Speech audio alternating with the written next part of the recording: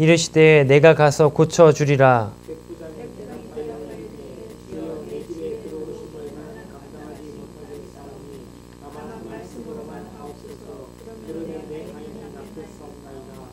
나도 남의 수하에 있는 사람이요 내 아래에도 군사가 있으니 이더러 가라 하면 가고 저더러 오라 하면 오고 내 종더러 이것을 하라 하면 하나이다.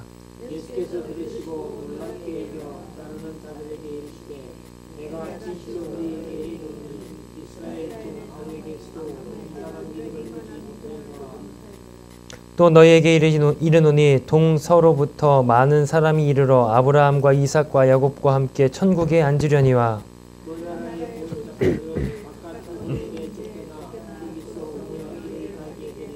같이 읽습니다. 예수께서 백부장에게 이르시되 가라 내 믿은 대로 될지어다 하시니 그 즉시 하이니 나으니라. 아멘. 자, 오늘은 7번째 시간입니다. 제7과 존귀히 여김받는 겸손한 제자입니다. 겸손한 제자. 오늘의 말씀의 키포인트는 이제 겸손이 되겠죠. 겸손. 과연 겸손이 무엇인지 오늘 함께 말씀을 같이 나누고 또 우리 이 교제를 통해서 우리가 함께 또 깨닫는 시간이 되시길 바랄 뿐만 아니라 여러분의 삶에서 그 겸손을 살아내시는 그런 열매들을 맺혀내시는 은혜가 있기를 바랍니다. 자, 우리 바로 교제를 한번 보시면은 첫 번째입니다. 첫 번째, 겸손의 길을 걷는 제자. 한 말씀만 해주십시오. 그러면 제 종이 나을 것입니다. 백부장은 로마 군대의 장교였습니다. 사회적 지위가 있는 그가 예수님 앞에 엎드린 것입니다. 당시 로마 군대에서 100명가량 보병 책임자를 흔히 백부장이라 불렀습니다. 그들은 대부분 평민 출신으로 사병에서 승진에 올라간 사람들이었습니다. 그만큼 실력 있고 리더십이 강한 지휘관들이었습니다. 여러분, 백부장은 로마 제국의 꽃이라고 불리는, 로마 제국은 어쨌든 그 다스리는, 통치하는 가장 중요한 가치가 뭐냐면요, 힘입니다. 힘이 있어야 평화를 우리가 얻을 수 있다. 그래서 팍스로마 이렇게 이제 로마의 평화를 얘기를 하지만 그 평화에 기초된 것이 뭐냐면요, 결국 힘입니다.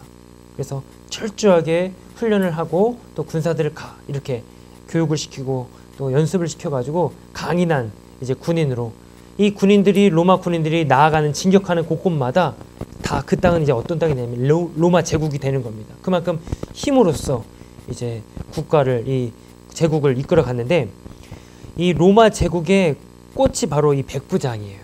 특별히 이 유대 땅에 들어와 있던, 주둔해 있던 로마 군인들 중에서 여러 백부장들이 등장하지 않습니까?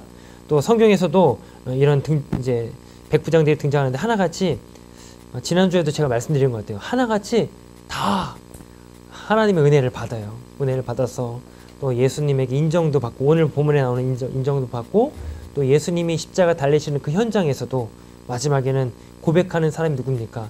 그 백부장이 진짜 이분이야말로 신의 아들이구나, 하나님의 아들이구나, 그런 고백도 하지 않습니까?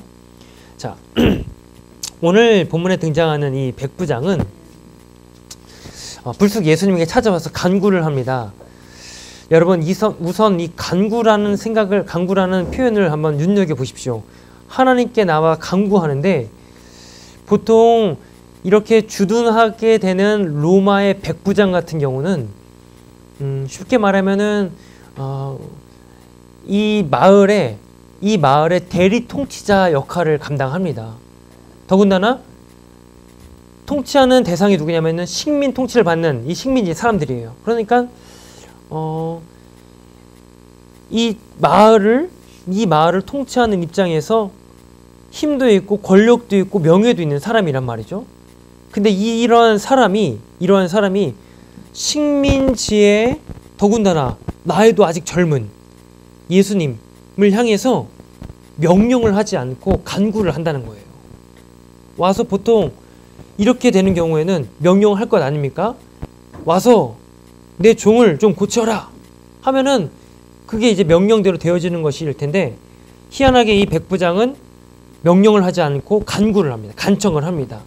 그러면서 제 사랑하는 종이 죽어가고 있으니까 좀 도와주십시오.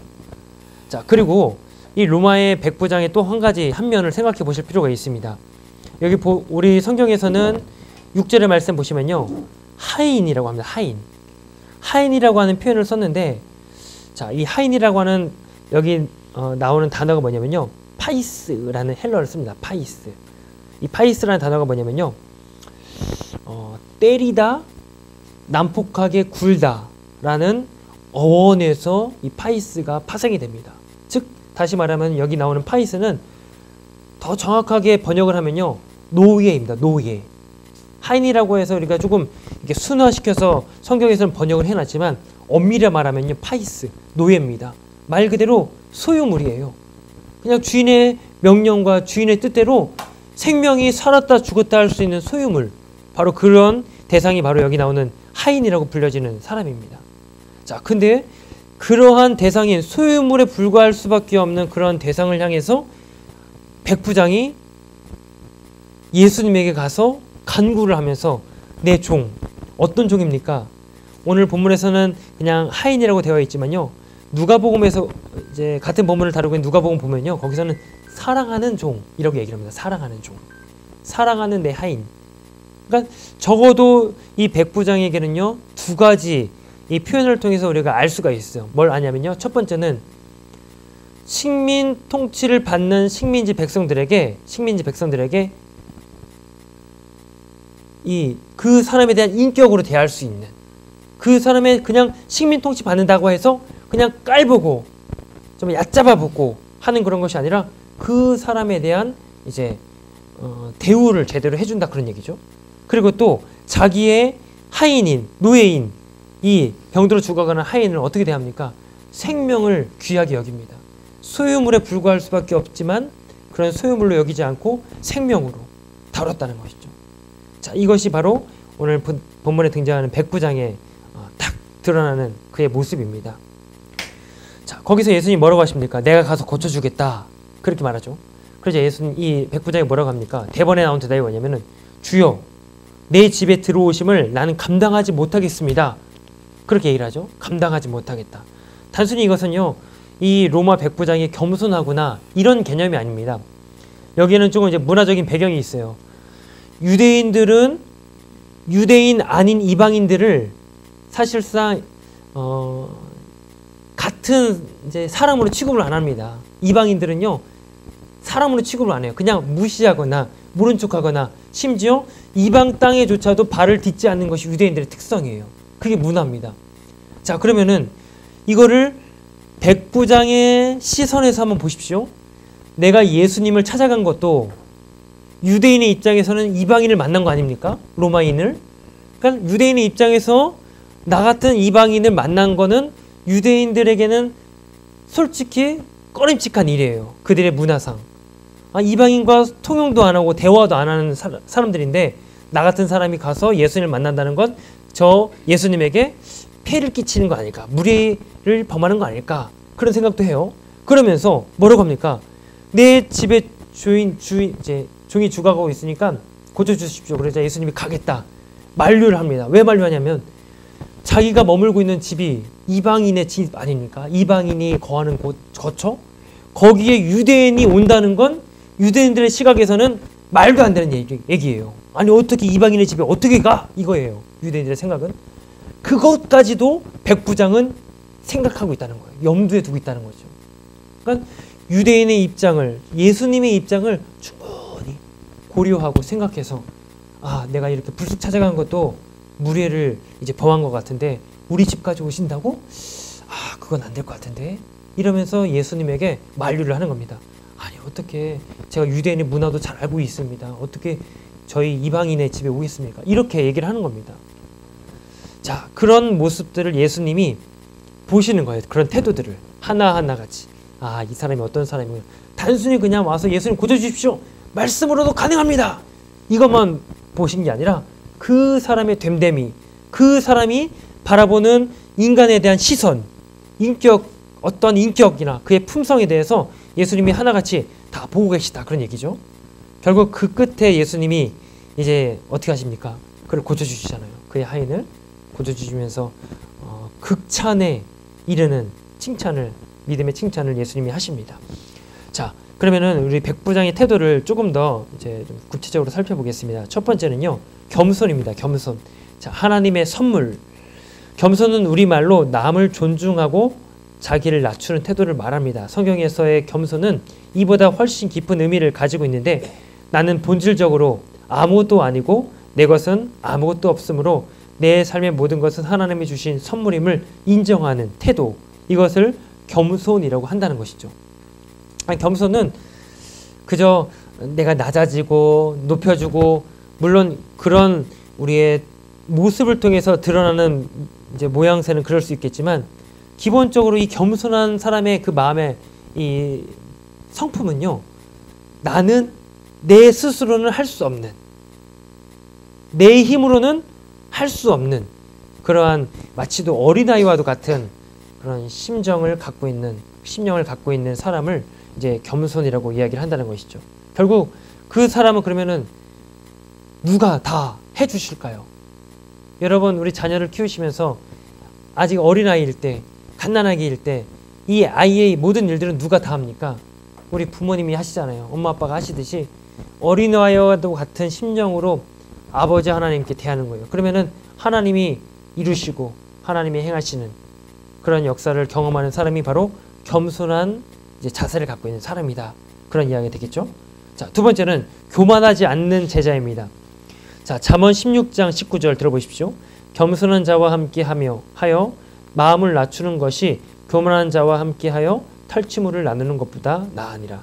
그러니까 세상에서 부유하고 잘 살고 넉넉하게 하는 것보다 차라리 삶이 조금 빈궁하더라도 조금 삶이 좀 어렵더라도 겸손하게 살아가는 것이 낫다. 잠언은 말씀합니다. 자, 이어지는 말씀 내용을 보십시오. 교만한 사람은 하나님이 허락하신 삶의 주인이 자기인 양 독단적으로 판단하고 결정하겠다는 태도를 갖습니다.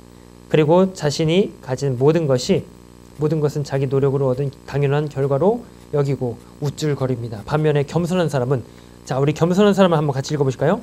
자신이 가진 모든 것은 하나님의 선물이라고 고백하며 감사하게 삽니다. 겸손은 하나님의 주권을 전적으로 인정하는 태도이며, 교만은 내 주권을 전적으로 고집하는 태도입니다. 자, 이게 바로 겸손의 정확한 정의입니다. 겸손이 뭐냐면요, 나에게 있는 것이 내 힘으로, 내 노력으로 된 것이냐, 아니면 이 모든 전권이 하나님께 있어서 하나님의 힘으로, 능력으로 된 것이냐, 이거를 인정하고 또 이해하는 사람이라는 것이죠. 어떻습니까? 여러분들의 겸손은 어떻습니까? 한번 여러분들 겸손을 한번 생각해 보십시오. 겸손은 단순히 누구를 높여주는 것만이 아닙니다. 실제 내 안에, 내 머릿속에, 내 생각 속에, 이거를 내가 했어, 우쭐거리고, 사람이 살다 보면은 그럴 때가 있잖아요. 어깨가 높아지고, 인정받으면은 더 우쭐거리고 싶은 마음이 누구에게나 있습니다. 그런데 그것이 사실은 내가 잘나서, 내가 잘해서 된 것이 아니라 하나님의 은혜며 하나님의, 여기 나오는 표현대로 선물입니다. 선물. 그 선물로 내가 지금 누리고 있는 것입니다. 이것을 여러분들의 삶의 그런 겸손으로 고백하시길 바랍니다. 자, 겸손에 대해서 조금만 더 생각해서 한번 생각해 보십시오. 우리는 보통 이 겸손을 동양적인 미덕으로만 생각하면서 뒤로 빼고, 저 못해요, 저 잘 안 합니다, 이렇게 좀 뒤로 빼는 경향이 있지 않습니까? 사실 그런데 성경에서는 겸손이라고 할 때는요, 나에게 주신 은사, 나에게 주신 재능이 있잖아요. 그걸 100% 드러냅니다. 100% 다 드러내요. 드러내면서 이렇게 얘기하는 거예요. 저에게는 하나님이 주신 이러이러한 재능이 있습니다. 이러한 재능이 하나님께 쓰임받고 이걸로 하여서 사람들에게 또 덕을 쌓고 또 많은 사람들이 유익이 된다면 제가 충분히 나서서 할 수 있습니다. 이게 바로 성경이 말하는 겸손입니다. 그냥 마냥 뒤로 빼고 전 못해요 이게 아니라는 거죠. 그래서 하나님이 경영해 가시는 방식 안에 내 자신을 거기에 두는 거예요. 하나님이 이끌어 가시는 방식 안에, 때로는 하나님이 나를 통해서 하나님의 놀라운 계획을 일사천리 쫙 이어가실 때가 있어요. 그럴 때는 자칫 우리가 오해하면은 내가 잘나서 된 줄 압니다. 근데 그게 아니라는 거예요. 겸손이라는 태도는 하나님이 일사천리로 쫙 끌고 가실 때 거기에서 우리는 어쨌든 간에 반사를 시켜요. 하나님의 영광으로, 하나님의 은혜로, 하나님의 이름을 드높이는 걸로 우리는 그렇게 반사를 시키는 거예요.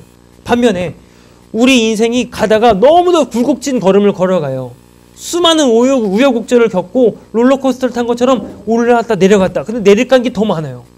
그럴 때도 하나님은 여전히 날 떠나지 않고 나를 사랑하신단 말이에요. 나의 인생을 이끌어 가시는데 그럴 때는 어떻게 할까요? 그럴 때는 죄송합니다. 내가 운이 없어. 내가 재수가 없어. 이게 아니라는 거예요. 오늘도 나의 연약함을 통해서, 나의 낮아짐을 통해서 하나님은 뭘 깨닫게 하시는 것일까? 거기에서 하나님의 이 숨결과 하나님의 음성을 들을 줄 아는 그런 자세가 바로 여기서 말하는 겸손이다, 그런 얘기입니다. 아시겠죠? 이런 겸손을 우리가 사실은 처음부터 되는 것이 아닙니다. 저도 지금 그 과정에 여러분과 같이 동일하게 인생을 살면서 그 하나님의 이 성품인, 주님의 성품인 겸손을 우리가 배워가는 것이고, 깎이고 또 꺾어지고 또 부서지고 해가면서 점점 나는 먼지와도 같은 존재입니다. 하나님만이 일하시고 하나님만이 영광 받아 주십시오. 내가 잘나든 내가 정말 너무 힘든 자리에 있든 다 그 자리에서는 하나님이 일하심을 저는 믿습니다. 이것을 여러분들 고백하시기를 바랍니다. 자, 제가 그래서 예전에도 이렇게 제가 한번 말씀을 드린 적이 있는 것 같아서 설교 시간에 했는지 모르겠습니다. 그 남아프리카 공화국의 성자, 이제 믿음의 성자라고 불리는 사람이 있어요. 앤드류 모레이라는 목사님이 계시는데, 그 목사님이 여러 신앙 서적들을 쫙 이제 편집을 해가지고 이제 내놓은 적이 있는데, 거기에 보면은 이 겸손에 대해서 이렇게 정의를 합니다. 겸손이 뭐냐면요, 내게 일어난 일에 대해서 이상하게 여기지 않는 태도, 이거를 겸손이라고 해요. 그러니까 나에게 좋은 일이 일어나도, 나에게 나쁜 일이 일어나도 이상한 게 아니에요. 모든 것이 다 하나님의 일하심 속에, 하나님의 경륜과 계획 속에 있음을 믿고 우리는 이것을 그냥 묵묵히 받아내고 걸어가고, 그걸 우리는 이제 감당해내는 겁니다. 그게 좋은 일이든 나쁜 일이든. 이게 바로 우리가 믿음의 시선에서 바라봐야 될 겸손한 태도라는 것이죠. 여러분들이 그런 삶을, 그런 겸손을 배워가시기를 바랍니다. 어떤 일이 일어났을 때 그냥 내가 그걸 받아들이지 힘든 일 앞에서 수능을 못하고 싫어, 이건 아니야, 왜 이렇게 되는 거야, 화를 내는 것이 아니라 여기에 하나님의 계획이 있음을 또 알고 묵묵히 아프지만 받아내는 거예요. 또 기쁜 일이 있을 때는 역시 내가 잘했어, 이게 아니라 하나님의 영광입니다 하면서 이걸 또 받아내는 것, 그게 바로 우리의 겸손입니다. 그거를 우리 모델이 되신 예수님께서 드러내셨잖아요. 여러분, 우리는 보통 예수님을 자랑하잖아요. 그리고 예수님의 그 능력을 우리는 이제 찬양하고 고백하는데, 여기서 우리가 시선, 예수님이 걸어가셨던 그 걸음과 핀트를 우리가 같이 맞춰야 됩니다. 핀트가 딱 달라지는 순간 자칫 우리는 십자가의 길을 오해할 수가 있습니다. 여러분, 확신껏 제가 말씀드리지만 십자가의 길은요, 쉬운 길, 화려한 길, 정말 세상으로부터 인정받는 길이 아닙니다. 십자가는 그런 길이 아니에요. 십자가는요, 고통받고 채찍질 당하고 박해받고 손가락질 당하고 비방당하는 길, 그게 십자가의 길입니다. 예수님이 그 길을 걸어가셨어요. 그 길을 예수님 왜 걸어가실까요? 예수님 자체가 성품, 삼위일체 되신 하나님, 그분 자체이신데 인간의 몸을 입고 이 땅에 오신 것도 대단하고요, 그런 하나님께서, 예수님께서 왜 그런 십자가 길을 걸어가십니까? 그런 길을 걸어가야 누가 삽니까? 제가 살고 여러분이 살기 때문에, 우리 인류가 살기 때문에 예수님은 그 길을 걸어가셨어요. 그 길을 묵묵히 하나님이신 분이, 신이신 분이, 능력도 엄청나신 분이 그 길을 왜 갑니까? 근데 받아들이는 거예요. 이게 나를 향한 하나님의 길이구나, 나를 향한 하나님의 계획이구나, 내가 이 길을 묵묵히 걸어가야겠구나. 이게 바로 우리는 겸손이라고 이제 말씀을 드린다는 것이죠. 자, 어쨌든 쉽지 않겠죠? 겸손이라는 것이 쉽지가 않지만 오늘도 우리는 그걸 연습을 하고 있습니다. 주님 오시는 그날까지, 또 우리의 생애가 맞춰지는 그 순간까지 우리는 결국 또 오늘 담임 목사님께서 이게 야곱에 대해서 설명을 하시잖아요. 설명하셨을 때 되게 많은 은혜를 받았습니다. 결국 인생은요, 깎이기 마련입니다. 우리 한참 이제 여러분보다 아직 어린 저지만 여러분들의 모습을 보면서 이렇게 제가 이제 말씀으로 설교를 통해서 전달해 드리지만 사실 누구보다 이 경험으로 체험으로는 저보다 여러분들이 더 잘 아실 거예요. 깎이는 것, 또 꺾어지는 것, 그 속에서 울며 불며 정말 힘든 일들을 얼마나 많이 겪으셨습니까?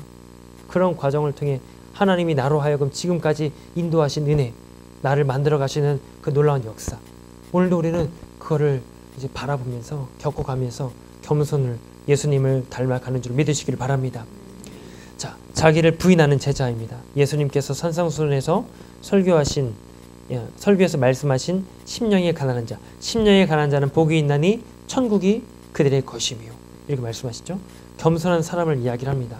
내 삶에 주어진 모든 상황을 하나님께서 다스리신다는 신뢰를 갖는 것입니다. 그래서 하나님의 다스림을 받겠다는 자기를 부인하는 신앙을 소유하게 됩니다. 더 나아가 하나님의 주권을 인정하고 세상의 욕심과 자기 주장을 내려놓게 됩니다. 자, 우리 두 번째, 스스로 내려오는 겸손한 제자입니다. 스스로 내려오는 겸손한 제자. 자, 마태복음 오늘 같이 보셨던 말씀 8장 8절 한번 같이 읽겠습니다. 백부장이 대답하여 이르되 주여 내 집에 들어오심을 나는 감당하지 못하겠사오니 다만 말씀으로만 하옵소서. 그러면 내 하인이 낫겠사옵나이다. 아멘. 여러분, 우리가 이제 여기 나오는 내용을 좀 이제 정리해서 말씀을 드리면, 우리 한국식 교육이 어쨌든 주입식으로 지금까지 왔잖아요. 오면서 그 결과물들이 저고 또 여러분이지 않습니까? 그러다 보니까 이게 계속 우리는 마치 또 피라미드를 향해 올라가듯이 계속 어쨌든 올라가고 성장을 해야 됩니다. 근데 성장하고 또 올라가려면요, 거기에 따르는 아픔들이 있어요. 어떤 아픔이 있냐면요, 옆에 내 곁에 있는 이들보다 더 우월하고 뛰어나야 됩니다. 그러면 누군가는 여기서 도태될 수밖에 없는 것을 맞이해야 되는 현실이에요. 이게 우리 한국의 그런 사회 아닙니까? 한국뿐이겠습니까? 그래서 누군가는 밟고 올라서고 결국은 그 자리에 올라서서 내가 우승을 쟁취한다. 여기에 따르는 얼마나 많은 눈물과 곁에 아픔들이 있습니까? 근데 우리는 이거를 다 어쨌든 맞이하면서 올라갈 수밖에 없는 이런 사회적인 구조가 이렇게 되어져 있습니다. 자, 그런데요, 놀랍게도 성경에서 말씀하는 우리 성도들의 삶의 목표는요, 성장이 아니라 성숙입니다. 성숙. 오히려 여기서 말씀하는 성숙은 높아지는 것이 아니라 더 낮아지는 거예요. 낮아지면서 성숙해진다는 거죠. 높아지는 건 성장이라고 한다면 낮아지면서 성숙해지는 것.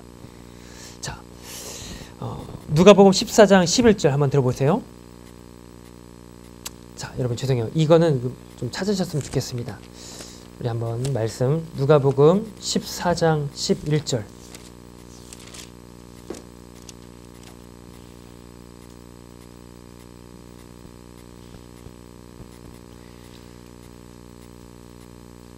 자, 찾으셨습니까?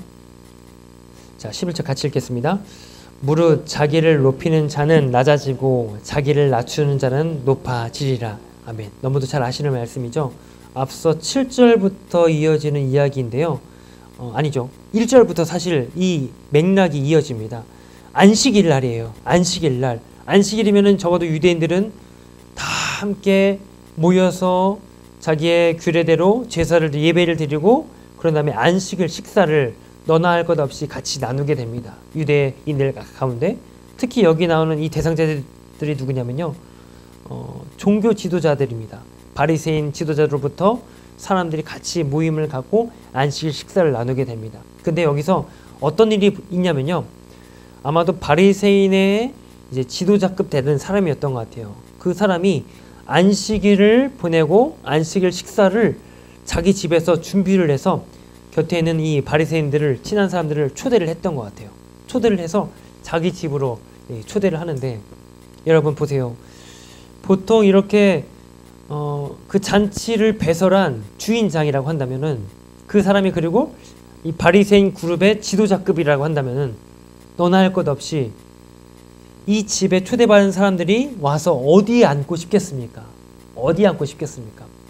우리는 식사를 이렇게 보통 둥그렇게 이렇게 마주보면서 하시잖아요. 유대인들의 식사는요, 전통적으로 디귿자형으로 이제 식탁을 배치를 합니다. 디귿자형으로 하고요. 디귿자형의 제일 중심인 이 허리 부분에 누가 앉냐면요, 이 잔치를 이제 연 주인인 이 바리새인 지도자가 앉게 됩니다. 밥 먹는 것도 아시죠? 유대인들이 이렇게 앉아서 먹질 않아요. 전통적인 방법은요, 45도 기울여서 팔을 개고 어깨를 이렇게 대고 45도 기울여서 이게 반 누워서 밥을 먹어요. 네, 그렇게 먹습니다. 이렇게 기대서 밥을 먹어요. 밥을 먹으면서 이렇게, 죄송합니다, 밥을 먹으면서 세워라 내워라 대화해가면서 뭐 묻기도 하면서 보통 2시간 3시간 식사를 해요. 자, 그러면은 이렇게 디귿자형에서 허리에 이 주인장이 앉았다면 너나 할 것 없이 어느 자리에 앉고 싶겠습니까? 상석, 그쵸? 보통 우리 장로님이 여기 계시지만 장로님이 딱 이 주인장이에요. 그러면은 어디 앉고 싶겠습니까? 당연히 우리 권사님처럼 옆에 앉고 싶겠죠. 저라도 그럴 것 같아요. 당연히 옆에 앉아가지고 다 이렇게 또 재미있게도 해드리고 해서 또 점수도 따고, 이게 사실은 이 사회의 구조잖아요. 그래야 이제 좀 성공하고 인정받고. 자, 그런 모습을 지금 이 바리새인의 지도자급 되는 사람의 집에서 벌어지고 있습니다. 그래서 청함받은 사람들이 너나 할 것 없이 눈치를 봐가면서 주인장 옆에 앉으려고. 근데 여러분, 여기에도 아시지만 이 바리새인 이 구조 안에서도 계급이 있습니다. 서열이 있어요. 누구는 좀 높고 누구는 나보다 좀 낮고. 눈치를 보겠죠? 어쨌든 내가 좀 높은 줄 알고 지도자급 옆에 가서 딱 앉았는데, 이러고 앉아있는데 한참 이제 식사가 진행되고 있는데 뒤늦게 몇몇 사람들이 와요. 근데 봤더니 저보다 좀 직급도 높고 또 인정 많이 받고 또 알려진 사람이에요. 딱 오면 어떡할까요? 우리는 보통 이렇게 앉아있다가 움직이면은 그래서 좀 머쓱지 가잖아요. 이렇게 누워있다가 안 일어나서 도망가서 데려가서 옆으로 앉는다면 어떻게 되겠습니까? 창피한 거예요. 예수님이 그 말씀을 하시는 거예요. 야, 너보다 더 높은 사람이 와서, 더군다나 주인장이 옆에 있는 너에게 야, 너보다 높은 사람 왔으니까 저 뒤로 가야 앉아. 그럼 얼마나 창피합니까? 이거를 예수님이 말씀하신 겁니다. 그래서 예수님이 어떻게 말씀하시냐면은 차라리 끝에 앉으라. 끝에 앉아서 청함을 받은 사람으로 하여금, 주인장으로 하여금 인정받아. 여보시오, 왜 거기 앉아있습니까? 당신 자리 여기입니다. 일로 오십시오.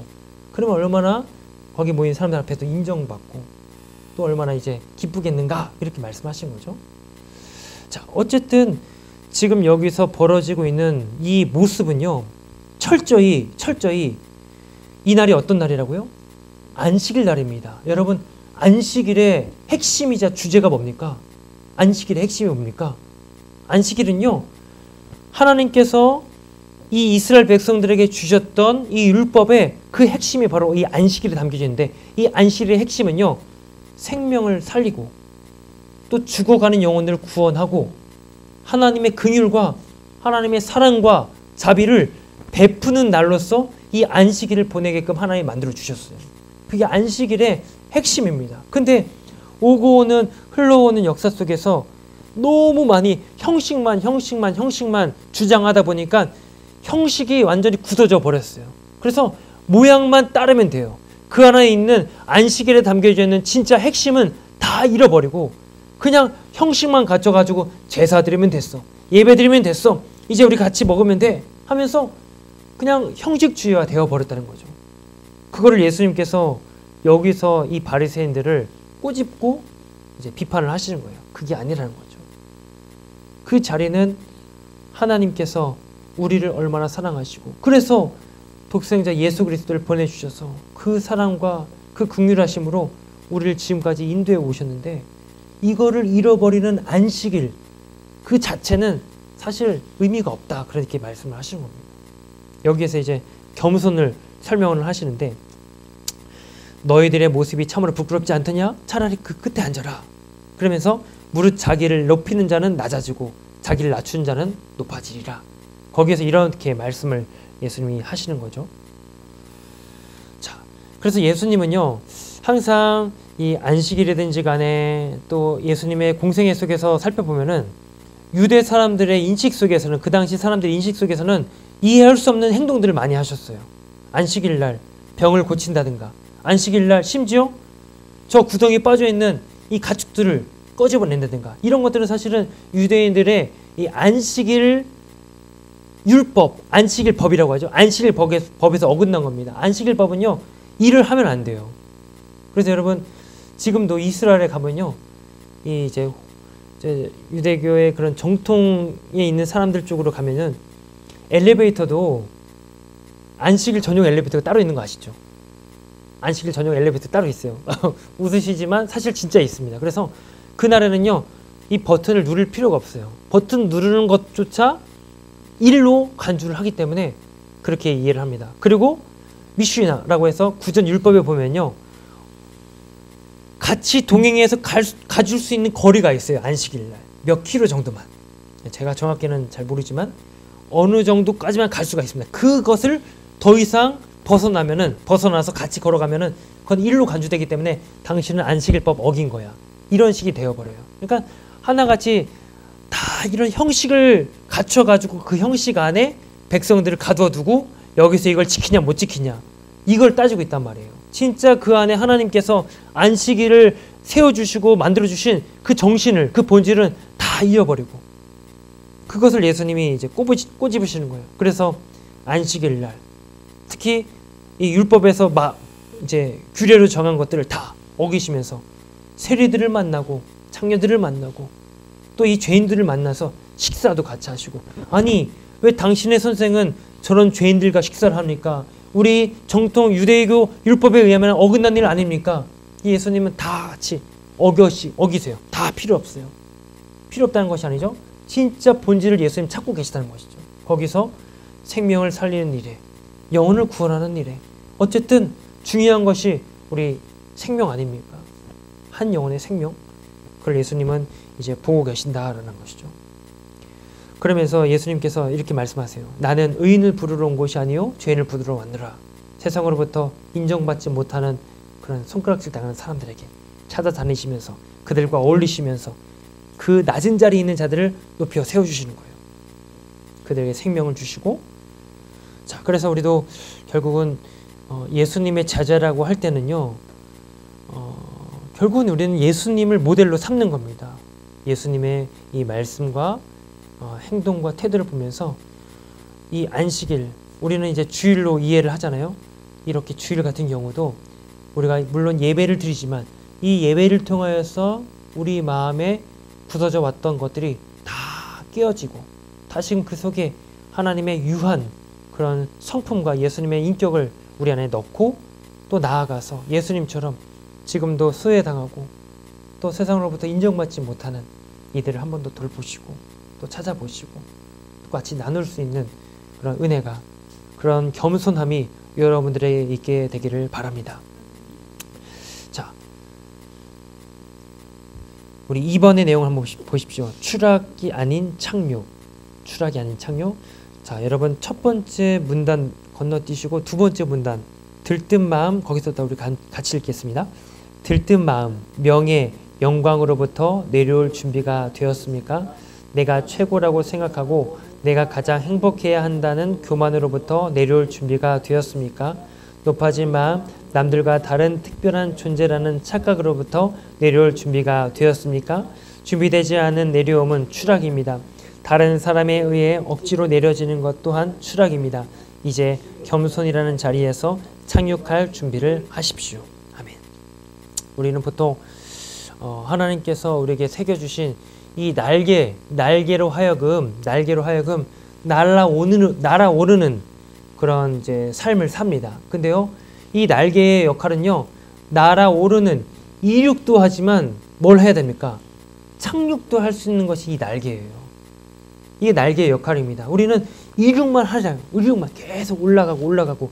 근데 내려오는 방법을 모른다? 그러면 안 된다는 것이죠. 그 날개로 하여금 내려올 수 있는, 이 착륙할 수 있는 방법도, 그것을 이제 여기서는 교만이라고 오늘 교재에서는 설명을 합니다. 아니, 겸손이라고 설명을 합니다. 자, 우리 3번으로 한번 넘어가 보시겠습니다. 존귀히 여김을 받는 겸손한 제자, 예수님께 칭찬받은 사람. 예수께서 들으시고, 오늘 마태복음 8장 10절입니다. 들으시고 놀랍게 여겨 따르는 자들에게 이르시되 내가 진실로 너희에게 이르노니 이스라엘 중 아무에게서도 이만한 믿음을 보지 못하였노라. 예수님의 극찬이 이어집니다. 예수님께서 이 백부장의 말을 들으시고 기히 여기셨다 그럽니다. 기히 여기셨다. 그러니까 예수님이 깜짝 놀라신 거예요. 아니, 이런 고백을 하는 사람이 봤더니 유대인도 아니고 이방인이었어요. 로마 백부장이라는 것이죠. 그러면서 예수님이 놀라시면서 칭찬을 하시는 거예요. 내가 이만한 믿음을 이스라엘 중에 어떤 누구도 만나보지 못했다.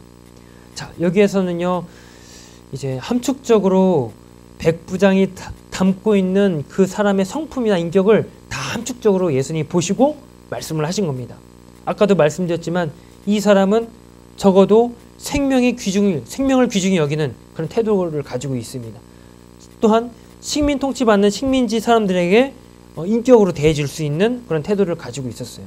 뿐만 아니라 상대방을 이해하고 상대방에 대한 충분히 배려하는 그런 마음도 있습니다.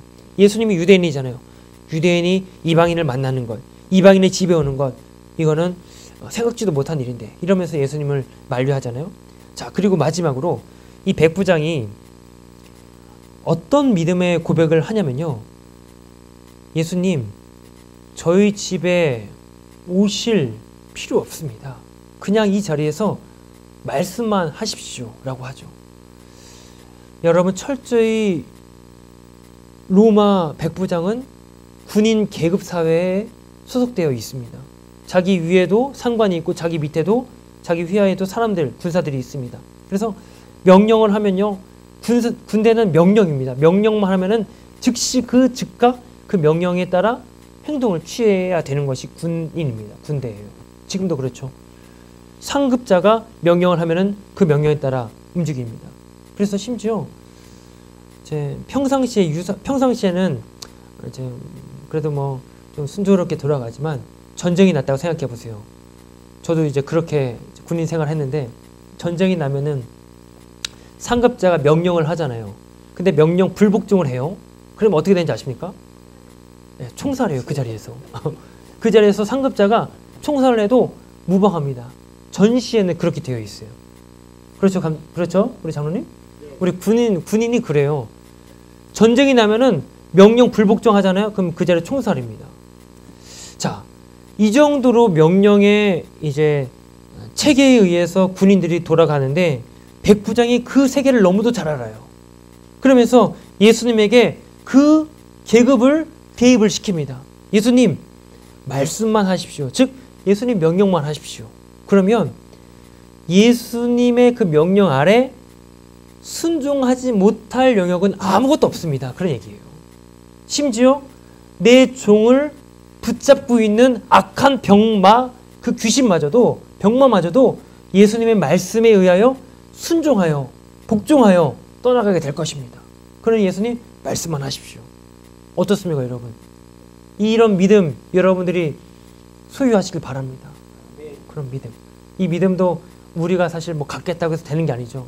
앞에 있는 젊은 목사가 야, 믿음 가져라, 야, 그 믿음 갖자, 이게 아니라 어쨌든 믿음도 하나님의 선물이라. 하나님이 우리에게 주셔야 되는 거예요. 우리가 그 믿음을 하나님께 달라고 기도하시길 바랍니다.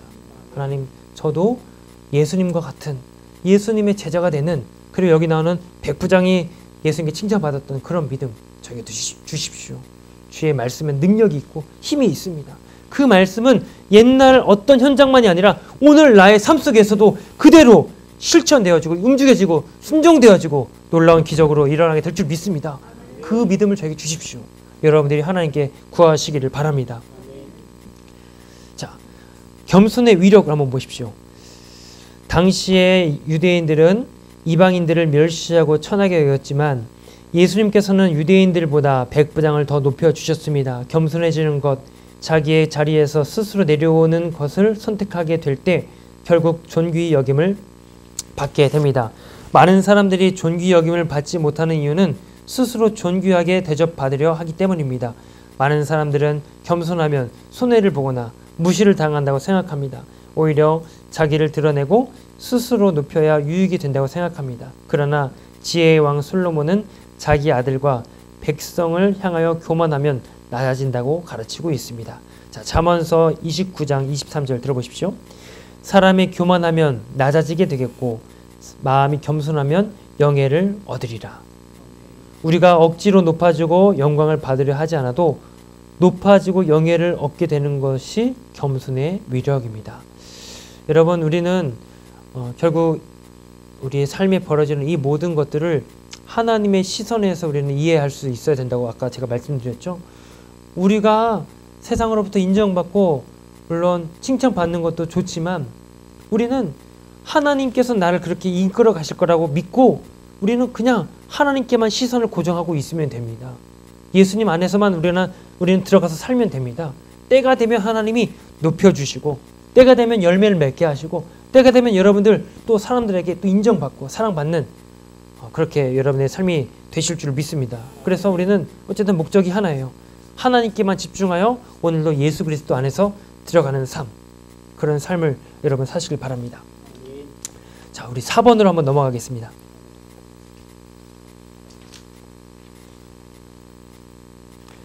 삶의 문제를 해결받는 제자, 예수님을 만나는 사람. 예수님을 만나는 사람은 복이 있습니다. 많은 유대인들이 메시아를 만나기 위해 성전에서 오랫동안 금식하며 기도하기도 했습니다. 그런데 오히려 로마 군대의 장교인 백부장이 메시아, 즉 예수님을 만나게 되었습니다.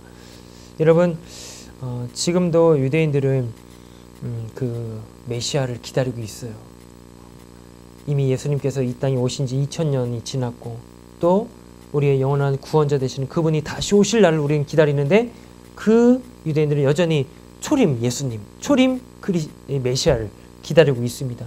자, 그런데 놀랍게 성경에서는요, 놀랍게 눈여겨보지 못했던 자리에 있던 사람들이 그 예수님을 만나는 경우들이 많이 있습니다. 특별히 그 사람들은요, 정통 유대인의 인정받는 어떤 높은 자리에 있는 사람들이 아니에요. 대부분이 다 낮고 그 당시 사람들이 인정받지 못하는 천한 자리에 있는 그런 이들이 예수님을 만납니다. 여기도요, 의도치 않게 이방인인 로마 백부장이 그 예수님을 만나요. 단순히 예수님을 만나서 제가 오시기로 되어 있던 메시아를 제가 만났습니다, 이게 아니라 그 예수님 안에 있는 능력을, 하나님의 그 권능을 본인이 직접 경험한단 말이에요. 이게 바로 예수님이 오신 목적 아닙니까? 이사야 선지자가 오시기로 되어 있는 메시아를 어떻게 예언을 했냐면요, 그분이 오시면은 가난한 자를 일으켜 세우고 또 억압되어 있고 묶여있는 자에게 해방을 주고 또 괴로워하는 자에게 기쁨과 즐거움을 주고 그러한 역사가 나타나게 된다라고 이사야 선지자가 예언을 했습니다. 성경에 그렇게 기록이 되어 있는데 그러한 역사들이 예수님이 오심으로써 벌어졌어요. 근데 여전히 유대인들은요, 예수님을 그렇게 이해를 바라보지 못합니다. 그저 눈에 보이는 시선에서만 외모만 보고 그의 출신만 보고, 아니 나사렛에서 어떻게 선한 것이 날 수 있겠는가? 이게 그 당시 사람들의 인식이에요. 여러분, 나사렛이 왜 그렇게 이제 천하게 여겨졌냐면은 이게 역사적으로 좀 앞으로 흘러갑니다. 아수르 제국 시대에 그리고 수많은 이 외세의 침략으로 인해서 사마리아가 혈통이 뒤섞이게 돼요. 그래서 사마리아 땅에 있는 사람들이 아수르 사람들과 이제 혼혈이 돼버리죠. 그럼으로써 다른 유대인들에게는 이제 인정을 받지 못해요. 저 사람들은 자신이 먹고 살기 위해서, 생명 구하기 위해서 혈통이 섞인 사람들이다. 그렇게 이방인 취급을 해버립니다. 뿐만 아니라 이 나사렛 같은 경우는 갈릴리 호수를 이제 가운데 두고 있어서 그 갈릴리 호수를 넘어가면요, 이방 땅입니다. 이방의 땅이에요. 이방 땅인들 계속 거래를 하고 또 무역을 하고 배를 타고 왔다 갔다 하면서 교류가 되어지는 거예요. 교류가 되어지다 보니까 정통 유대인들의 입장에서 시선에서 볼 때는 저 나사렛 사람들이 결코 우리가 생각하는 유대인 같지가 않은 거죠. 이제 바라보는 이제 외적인 시선에서. 그래서 나사렛 사람들, 그 주변에 있는 이제 사람들을 깔보고 또 인정하지 않고, 더군다나 나사렛 출신인 예수님이 나타나시니까 나사렛 출신이라고 하면서 이렇게 비아냥거리고 이제 헐뜯는 그런 모습들이 나타납니다. 자, 아니 제가 나사렛 얘기를 왜 했죠 갑자기? 자, 이 나사렛 출신인 예수님이 나오셨다는 얘기를 듣고 이 종교 지도자들의 입장에서는 어떻게 합니까? 아니, 저런 사람은 우리가 기대하던 메시아가 아니야. 그냥 단적으로 외적으로만 이해를 하고 바라보다 보니까 그냥 예수님을 인정을 하지 않고 또 받아들이지 않는 것이죠. 더군다나 예수님이 하시는 모습들을 한번 보십시오. 우리가 생각할 때는 적어도 예수님이 그 메시아가 오시면은 이 나라의 식민지 통치를 받고 있던 로마 제국에 대해서 대항할 줄 알고 저항할 줄 알고 적어도 이 나라를 어떤 힘과 능력을 키워서 나아갈 수 있는 어떤 멋진 장수로나 아니면 권력자로 인정을 했을 겁니다. 권력자로 생각을 했을 거예요. 근데 예수님이 하시는 행동들을 보니까 하나같이 다 연약해요. 볼품이 없어요. 허구한 날 만나고 다니는 사람들 보니까 뻔합니다. 그냥 도무지 유대인들 입장에서는 예수님을 메시아로 인정하지 않는 것이죠. 더군다나 결국 예수님이 어디에 달려 죽으십니까? 십자가에 달려 죽으시잖아요. 근데 유대인들이 이해하는 메시아는 유대 그 율법에 의해서 신명기의 말씀을 보시면 나무에 달린 자는 하나님께 저주를 받은 자더라. 그렇게 말씀을 합니다. 그런 말씀이 있어요. 그러니까 유대인들의 입장에서는 예수님이 나무 십자가에 달려 죽으시는 그것을 보면서 아니 어떻게 저자가 메시아가 될 수 있는가? 이렇게 이해를 했던 거죠. 그러니까 그 예수님을 메시아로 받아들이지 못하고, 그래서 예수님께서는 십자가가 나무 십자가에 달리셔야만 됐던 거예요. 우리가 이해하는 어떤 쇠로 된 십자가가 아닙니다. 철저히 나무에 달린 자로서 예수님이 죽어지심으로써 아, 이분이 그렇게 구약에서부터 예언되어 왔고 약속되어 왔던 메시아구나. 우리는 그렇게 이해를 하는 거죠. 근데 유대인들은 그 철저히 예수님의 외형과 모습과 그런 눈에 보이는 모습과 또 잘못된 시선 속에서 메시아로 인정을 하지 못했다는 것입니다. 자, 그런데 그런 사람들에 비해서 반면에 인정받지 못하는 수많은 사람들, 그리고 이방인이었던 사람들, 오늘 여기서는 로마인 백부장이죠. 백부장이 예수님을 만나서 그분의 능력을 경험합니다.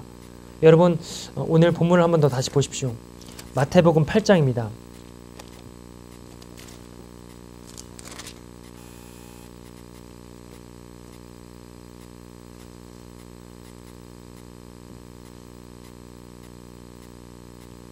자, 우리 마태복음 8장 우리 11절, 12절, 13절 같이 읽겠습니다.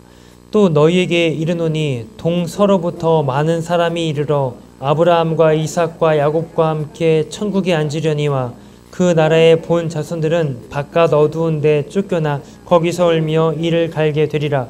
예수께서 백부장에게 이르시되 가라, 내 믿은 대로 될지어다 하시니 그 즉시 하인이 나으니라. 아멘.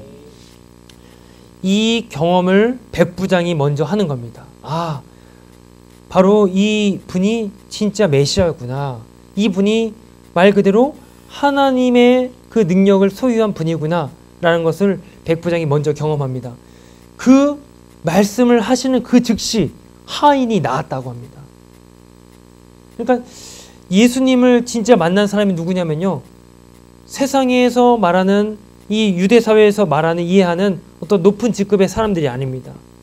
철저히 인정받지 못하고 또 이방인 취급받았던 그런 사람들이 예수님을 만나게 되었다는 것이죠. 더군다나 오늘 본문에서는, 오늘 이제 교제의 주제에서는 겸손한 자에게 만나주시는 예수님을 우리는 보게 되는 겁니다. 그 겸손을 우리는 연습하면서 날마다 예수님을 만나는 여러분 되셨으면 좋겠습니다. 그저 그냥 내가 뒤처지고 나는 아니야 이런 식이 아니라고 말씀드렸죠. 철저히 나의 시선을 하나님께 두고 내 인생을 하나님의 그 경륜에 놓고 이해하는 사람, 그런 이제 여러분들 되시길 바랍니다. 자, 그런 의미에서 5번을 한번 넘어가 보십시오. 5번, 기적을 체험하는 제자입니다. 낙타는 오아시스를 만나면 무릎을 꿇습니다. 그리고 자신의 내부에 다시 물을 채웁니다. 물이 곧 생명이라는 것을 본능적으로 알기 때문입니다. 무릎을 꿇지 않으면 절대 물을 얻을 수 없습니다. 백부장이 오아시스 앞에 낙타와 같았습니다. 스스로 무릎을 꿇고 목을 숙였습니다. 참된 생명의 기적을 맛보기 위함이었습니다. 그 기적은 백부장의 믿음에 비례하는 것이었습니다. 기적은 우리의 믿음에 비례합니다. 소망을 품는 것도 중요하지만 그 소망을 믿는 것은 더욱 중요합니다. 아멘. 자, 그리고 우리 끝으로 좀 시간이 지났지만 우리 순종, 이 순종에 대해서도 한 번만 더 보도록 하겠습니다. 자, 여러분 우리 베드로전서 5장을 한번 보십시오. 신약성경 베드로전서 5장 5절입니다. 신약성경 382면 쯤에 있습니다. 382면 베드로전서 5장 5절.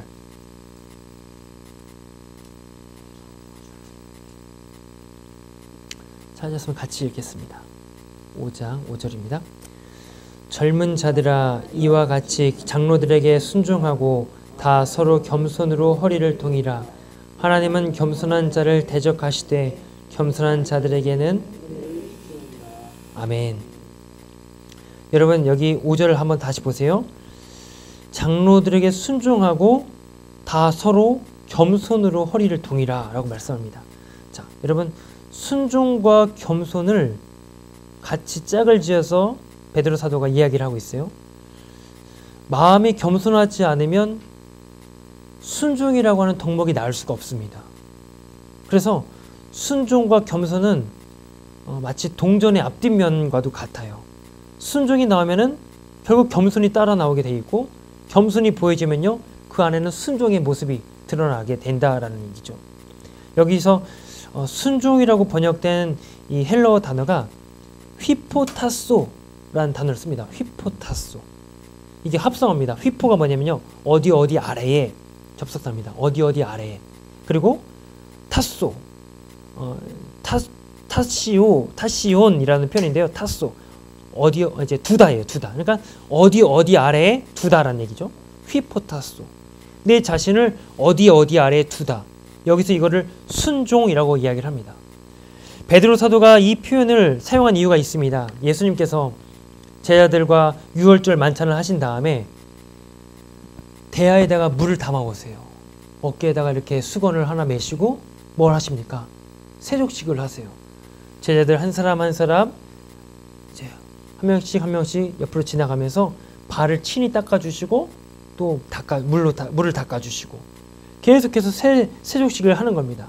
거기에서 자신을 제자들의 발 아래에 두는 예수님의 그 모습을 베드로가 생각을 한 겁니다. 자기를 아래에 두다. 거기서 베드로가 이제 자기 차례 왔을 때 예수님에게 뭐라고 합니까? 예수님 왜 이러십니까? 왜 예수님이 이렇게 해주십니까? 저는 예수님이 제 발을 닦아주지 못합니다. 아니 어떻게 선생님이 제자들의 발을 닦습니까? 이렇게 얘기를 하잖아요. 그때 예수님이 하신 말씀이 뭡니까? 내가 너 발을 씻지 않으면 닦아주지 않으면 너 나랑 상관없다 그렇게 말씀하세요. 그러면서 이미 목욕한 자는 됐지만 이미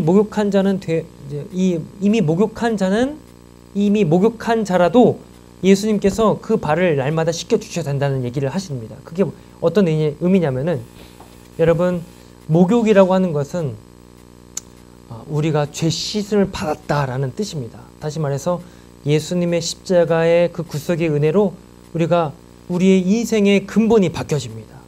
그래서 죄에서 죽음 후에 사망의 자리에서 생명의 자리로 옮겨졌다는 것을 의미를 하는 것이고, 근데 예수님께서는요 아무리 씻은 자라도 손 발을 찢게끔 하십니다. 왜 그러실까요? 아무리 우리가 목욕을 하여서 우리의 자리가 생명의 자리로 옮겨졌다 하더라도 우리가 하나님 나라에 바로 들어가지 않는 이상 이 땅에서 우리에게 살게 하신 시간들을 살아내야 됩니다. 나다 보면은 손에 발에 때가 묻게 된단 말이에요. 그 손에 묻은 때와 발에 묻은 때를 닦아내라는 거예요.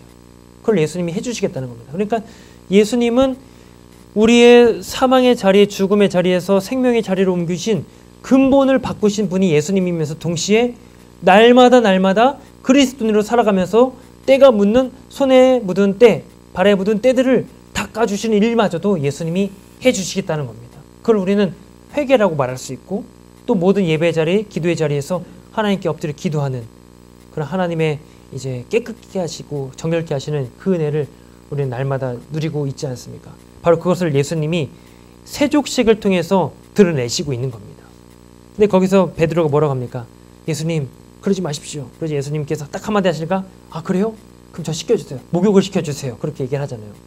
바로 여기에서 베드로가 생각을 해요. 아 예수님이 우리들의 발 아래에 자신을 두셨던 휘포타소 그러한 순종의 모습을 예수님이 보여내셨다. 이렇게 여기서 고백을 합니다. 휘포타소. 자, 그리고 나서 예수님께서 다 세족식을 하신 다음에 어디로 가십니까? 겟세마네 동산으로 가시죠. 겟세마네 동산 가셔서 기도를 하세요. 하나님 내 원대로 마옵시고 아버지의 뜻대로 되어지기를 원합니다. 그러면서 십자가를 지시고 골고다를 향해 가십니다.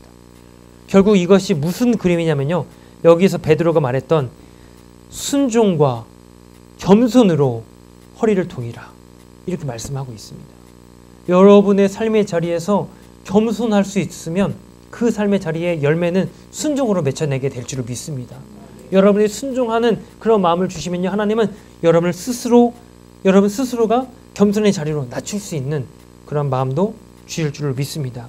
그래서 우리가 인생을 살다 보면 정말 내가 잘못하거나 내 실수로 벌어진 것도 아닌데 정말 납득하기 어려운 그런 일들을 겪을 때가 있습니다. 그래서 우리가 하나님께 원망을 내었었죠. 하나님 제가 잘못한 것도 아닌데 왜 이런 일이 벌어집니까? 왜 나에게 생각지도 않았던 이런 일들이 벌어졌습니까? 근데 그때 우리는 앞에서 제가 말씀드린 것처럼 하나님의 주권을 인정한다면 그 앞에서 하나님 왜 이러십니까의 기도가 바뀔 수밖에 없어요. 하나님 여기에 담긴 뜻이 무엇입니까? 하나님의 계획이 어떤 것입니까?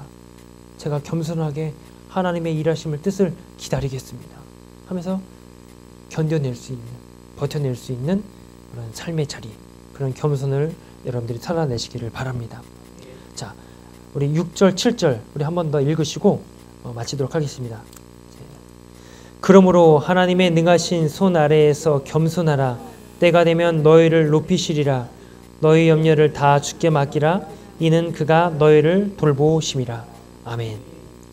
자, 이게 바로 여러분들의 겸손한 삶의 겸손을 따르는 제자들이 되시는 줄 믿으시기를 바랍니다. 맡긴다라는 것도요. 예수님께서 너희 염려를 다 주께 맡기라 그러죠. 이 맡기다는 말이 원래 뜻이 뭐냐면요. 던진다는 얘기입니다. 던지면 뭡니까? 내가 들고 있던 이 어떤 문제들, 내가 들고 있던 어려움들 하나님께 맡긴다. 이것은 던진다는 거예요. 던지면 내 손에 있습니까? 없습니까? 없습니다. 내 손을 떠난 것은 이미 내가 해결할 수 있는 문제가 아니란 얘기예요. 그게 하나님께 맡긴다는 겁니다. 근데 우리는 그렇게 하나님께 던져놓고 또 뛰어가가지고 하나님에서 또 그걸 또 끄집어내요. 내가 해결하려고. 이러한 삶이 아니라 하나님께 던지고 하나님께 맡기면 그것을 하나님이 일하실 줄 알고 기다리십시오. 여러분 견디시고 그러한 삶 가운데 또 하나님의 놀라운 주권과 섭리와 그 역사하심이 여러분들의 놀라운 삶의 그런 기적들로 나타나게 될 줄을 믿으시기를 바랍니다. 자, 우리 함께 잠시 나눔의 시간을 갖도록 하겠습니다. 우리 제일 뒤에 질문지를 보시면 자, 첫 번째입니다. 백부장이 겸손하게 예수님께 나왔을 때 자신의 생각보다 더 큰 은혜를 받았습니다. 나에게는 백부장과 같은 태도와 믿음이 있습니까? 한번 여러분들이 점검해 보시길 바랍니다. 또 내게 기적을 체험하지 못했다면 그 이유는 무엇입니까? 자신 안에 스스로를 보호하고자 하는 방어 본능 때문입니다. 자신이 갖고 있던 관념들을 지키기 위해 기적 앞에서도 의심하고 재차 확인해 보는 것입니다. 의심하는 자는 결코 기적을 체험할 수 없습니다. 또는 기적을 체험했다 하더라도 그것을 받아들이려 하지 않습니다. 내 삶 속에 일어나는 기적들은 무엇인지 곰곰이 생각해 보시고 또 믿음의 눈으로 보면 일상생활에서의 기적도 체험할 수가 있습니다. 그것도 한번 여러분 생각해 보시고 또 나눠 보시길 바랍니다. 그리고 오늘 얻었던 내용이나 또 어떤 이제 말씀 성구가 있으면은 또 그것도 한번 기도문을 바꿔 보시기를 바랍니다. 자, 제가 15분 정도 시간 드리도록 하겠습니다.